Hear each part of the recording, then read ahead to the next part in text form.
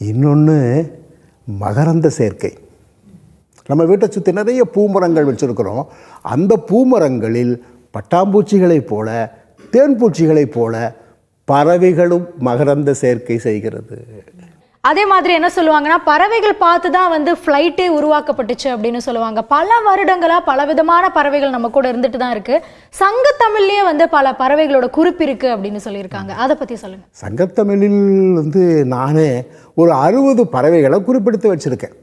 சங்கத்தமிழில் 60 பறவைகளையும் திணையெல்லாம் பண்ணியிருக்கேன். குறிஞ்சி, முல்லை, மருதம், நெய்தல், பாலைன்னு நம்ம பறவைகள் எங்கெங்கெல்லாம் அறிமுகப்படுத்தினாங்களோ அவையெல்லாம் தனித்தனியாக இந்த திணையிலிருந்து பாடுகிறார்கள், எழுதுகிறார்கள். இதுக்கு இன்ன பேர், குருகு, கொக்கு, நாரை என்று எல்லாவற்றையும் எழுதியிருக்க.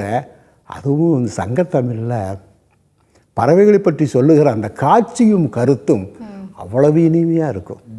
ஏன்னா அவர் நம்ம ஆரம்பிக்கும் போதே திரைப்பட பாடலோடு ஆரம்பிக்கிற ஒரு நிகழ்ச்சி.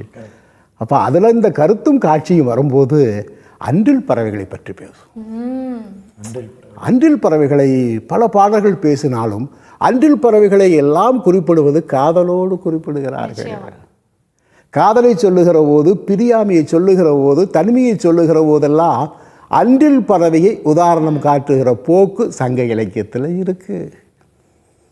அது பாருங்க, ஒரு காட்சியில் 2 பறவை சேர்ந்து போகுது, இடையில ஒரு திட்டு வருது, அவ்வளோதான். நீந்தி கொண்டு போகிற போது ஒரு சின்ன திட்டு வருது. திட்டு வருகிற போது இருவரும் பிரிந்து போய் அங்கு கூடுகிறார்கள். இந்த கனநேரம் கூட இந்த பிரிவை தாங்க முடியவில்லை இந்த அன்றில் பறவைகளால் என்று எழுதுகிற அந்த சொற்கள் இன்னும் நம்ம இலக்கியத்தில் ஒரு கிட்டத்தட்ட 2000 ஆண்டுகளுக்கு முன்பு இருக்கிற அந்த சொற்கள் இருக்குது. சார், சொற்கள் இருக்குது, பறவைகள் இருக்கா? அன்றில் பறவையை நான் பார்க்க முடியுமா? ஒரு கேள்வி வேணுமா? நாங்கெல்லாம் பார்த்ததே இல்லை, கேள்விப்பட்டிருக்கோம். இன்றைக்கு நீங்கள் டெல்டா பகுதியில் முழுக்க தஞ்சை, நாகப்பட்டினம் தொடங்கி அந்த டெல்டா பகுதி முழுக்க வயல்வெளிகளில் நிறைய இருக்கிற அன்றில் பறவைக்கு இன்னைக்கு பேரு அரிவாள் மூக்கன். அரிவாள் மூக்கன் ஆங்கிலத்தில் சொல்லுங்கய்யா, ஐபிஸ். அப்போ அரிவாள் மூக்கன், ஐபிஸ் என்று ஆங்கிலத்தில் அழைக்கப்படுகிற இந்த அன்றில் பறவை இன்றும் நம்மோடு இருக்கிறது அப்படிங்கிறது நமக்கு உள்ளபடியே இந்த நாளில் பெருமைக்குரிய விஷயம்.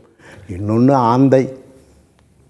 இரவு 7 மணிக்குத்தான் ஆந்தை வருதுன்னு தெரியும். ஆனால் அது இரவாடி. பகல் ஆந்தைகளுக்கு வேலை இல்லை, அது இரவாடி. 7 மணிக்கு தன் காதலனை பார்ப்பதற்காக ஒரு பெண் வெளியே வருகிறார்.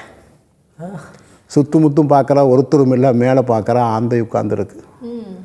நான் யாரும் இல்லைன்னு தான் வந்தேன், நீ உட்காந்து இப்படி பார்க்குற, உன் கண் நல்ல வட்ட பெரிய கண், உனக்கு நீ வந்து சத்தம் கேட்டால் திரும்பி பார்க்க வேண்டியதில், தலையை திருப்பி பார்த்துக்கலாம், உடல் அங்கேயே இருக்கும். உன் கால் நகங்கள் எப்படி இந்த மரக்கிளைகளை பற்றி இருக்கிறதுன்னு சொல்லி ஒரு ஆந்தையின் உருவத்தை ஒரு பெண் அவ்வளோ அழகாக வர்ணித்து விட்டு, என் காதலன் வருகிற நேரமாகி விட்டது, நாங்கள் இருவரும் கொஞ்ச நேரம் பேசிக்கொள்கிறோம், நாங்கள் சந்திப்பதை பேசிக்கொள்வதை நீ யாரிடத்திலும் சொல்லிவிடாதே. அழகு. சரி, அதுக்கு என்ன கைமாறு செய்கிறதுனா, நாளைக்கு நீ எலிதான் திம்பாய் என்று நான் அறிவேன். ஆந்தைகள் எளிதான சாப்பிடு. நாளைக்கு எலிக்கறி சமைத்து கொஞ்சம் நெய்யரிசியோடு நெய்யூற்றி பிசைந்து கொண்டு வந்து தருகிறேன், எங்கள் காதலை காட்டி கொடுத்து விடாதே என்று பறவையோடு பேசுகிற ஒரு சங்க பெண்ணை ஐங்குறுநூறு மிக அழகாகவே பதிவு செய்திருக்கிறது. நான் அப்போ என்ன நினச்சேன்னா, இந்த கைமாறு செய்தல், கையூட்டு பெறுதல் எல்லாம் ரொம்ப நாளைக்கு முன்னையோ ஆரம்பிச்சிருச்சோ அப்படிங்கிற தோணுங்கிற அளவுக்கு நாம் சங்க இலக்கியத்திலே அவ்வளவு பாடல் இருக்குது. எனக்கு ரொம்ப பிடிச்சது இந்த பறவைகள் பறத்தல். பாருங்க, கூட்டமாக பறக்கிற பறவைகள் வி வடிவில் பறக்கும். நீங்கள் பாருங்க, என்னைக்காவது நின்று வானத்தை அண்ணாந்து பாருங்கள், நூற்றுக்கணக்கான பறவைகளில் ஒரு 10-20 பறவைகள் வி வடிவில் இப்படியே பறந்து போகும். ஒரே ஸ்பீடு வேற மெயின்டைன் பண்ணும். இதை எழுதுறா அப்படி ஒரு மாலை பறந்து போவதை போல், பூமாலை ஒரு பூமாலை பறந்து போவதை போல் வரிசையாக அணிவகுத்து செல்கிறது பறவைகள்னு எழுதணும். இப்போ நாங்கள் ஆய்வாளர்கள் அந்த சங்க இலக்கியத்தில் இப்படி சொல்கிறாங்களே, ஏன் பறவை வி வடிவில் பறக்கிறது என்று ஆய்வு செய்தால், வி வடிவில் பறக்கிற பறவைகள் தங்கள் ஆற்றலை சேமித்துக் கொள்கிறது. பாருங்க, ஆற்றலை சேமிக்குது. எல்லாம் கசமுச வரிசையில் அங்கே இங்கே குறுக்க நெடுக்கமாக போகாமல் இந்த வி வடிவில் போகிற போது ஆற்றல் சேமிப்பாகிறது என்பதைத்தான் நமக்கு எது சொல்லுது, அறிவியல் சொல்லுது, பறக்குதுன்னு சங்க இலக்கியம் சொல்லுது. எவ்வளோ நல்ல விஷயம் சங்க இலக்கியங்கள்ல. இப்படி நீங்கள் சங்க இலக்கியம் சங்க தமிழில் பறவைகள் பற்றி பேசும்போது பறவைகள் பலவிதம் அப்படின்னு நாங்கள் வந்து சொல்லுவோம் சார். நம்ம ஊர் பறவைகள் அப்படின்னா என்னெல்லாம் இருக்குது சார்? நமக்கு நிறைய பறவைகள் இருக்குது. குறிப்பாக தமிழ்நாட்டு பறவைகள் ஒரு 350. ஆமாம், முழுக்க தமிழ்நாட்டு பறவைகள் ஒரு 350. இந்தியா முழுக்க ஒரு 1400 என்றும் தோராயமாக சொல்லுகிறோம். அது துல்லியமா என்றெல்லாம் பார்க்க முடியாது, ஆனாலும் இருக்கிறது என்று ஆங்காங்கு ஆவணப்படுத்தி வைத்திருக்கிறோம். சார், அதே மாதிரி நம்ம ஊர் ஆனமலை பக்கத்தில் வந்து நிறைய இருவாட்சி பறவைகள் இருக்கும் அப்படின்னு கேள்விப்பட்டிருக்கோம். அதை பற்றி சொல்லுங்கள். இப்போதும் இருவாட்சியை பேசுகிற போது நான் ஒரு துடிப்பு மிக்கவனாக மாறிவிடுவேன்.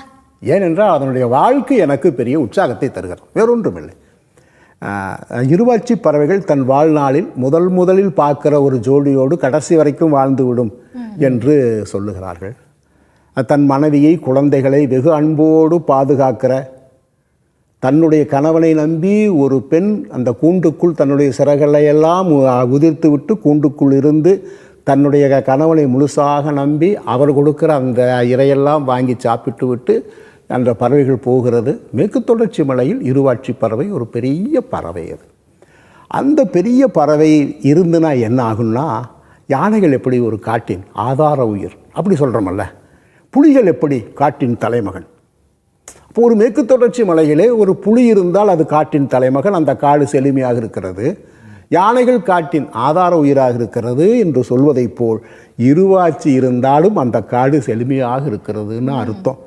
காரணம், ஒரு நாளைக்கு அதுக்கு குறைந்தது 10 கிலோ, ஒரு 4 குஞ்சுகளும் மனைவியும் கூட்டில் இருக்கும்போது 10 கிலோ பழங்கள் தேவைப்படும். 10 கிலோ பழங்கள். 10 கிலோ பழங்களா?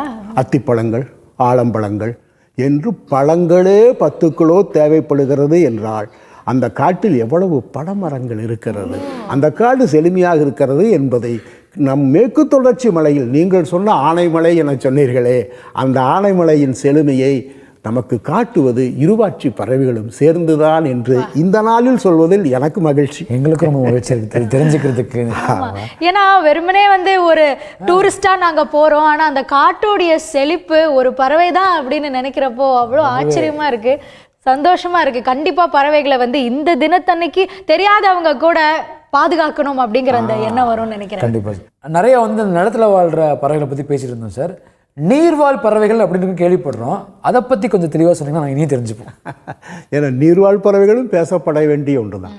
நம் பறவைகள் மலைகளில் வாழ்கிறது, அதே மாதிரி சமவெளிகளில் வாழ்கிறது, நீர்நிலைகளிலும் வாழ்கிறது. நீர்நிலைகளை நம்பித்தான் வலசை பறவைகள் வருகிறது. வலசை பறவைகள், வலசை என்கிற ஒரு வார்த்தையே சங்க இலக்கியம் நமக்கு தந்திருக்கிற வார்த்தை தான். வலசை. சரி, வலசை பறவைகள்